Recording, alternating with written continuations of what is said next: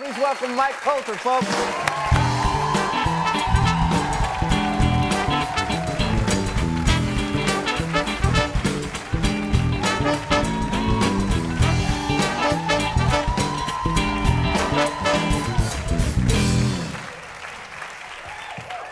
Thank you for coming. Oh man, my pleasure, man, my pleasure. I'm a little freaked out right now because last night I watched 2 episodes of Luke Cage. Oh, they gave you 2. Wow, you got 2. I have. Have you not seen them yet? I've seen 4, but most people have seen 7, so I'm like, I have no idea, you know. Well, I got to tell you, Mike, you're fantastic in this, and I feel like I'm sitting next to the guy.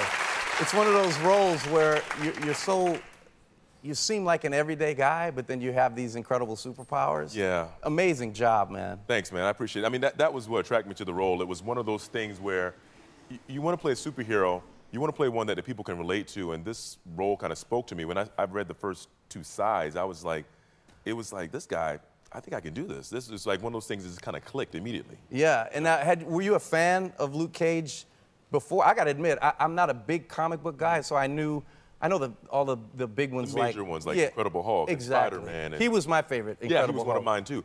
I had never heard of. I mean, Luke Cage, I'd heard of him, but I didn't even know that he was in the Marvel universe. I wasn't certain of any of his backstory. Right. But when I look at what they were doing, I was like, this is really cool, and you know, I just couldn't wait to be a part of it. So when I was, I can't believe I'm admitting this.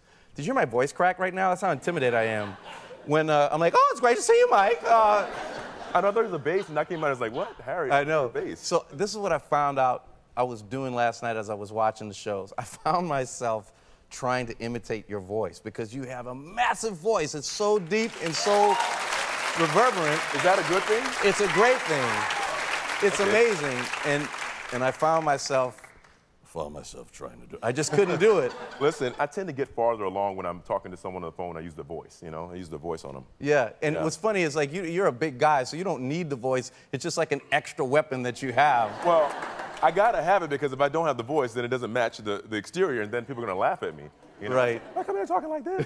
People are not gonna like that, so I mean, I gotta use the voice. Yeah. So your brother, is it true that he works in the Secret Service? Yeah. Wow. Older brother, younger brother? Older brother. Yeah, he's been there since I think the first Bush, and he's been serving for a while now. And let's see, I saw him. I had dinner with him last night because of UN. They're kind of closing up, wrapping up, and he was here the whole week. And yeah, he's been in for a long time now. Wow. Please thank him for his service. That's. Yeah, they're good guys. They're good guys, you know. Now, you're a new father. Yep, new dad, 16-month-old. Wow. Yeah. I know you're just on cloud 9.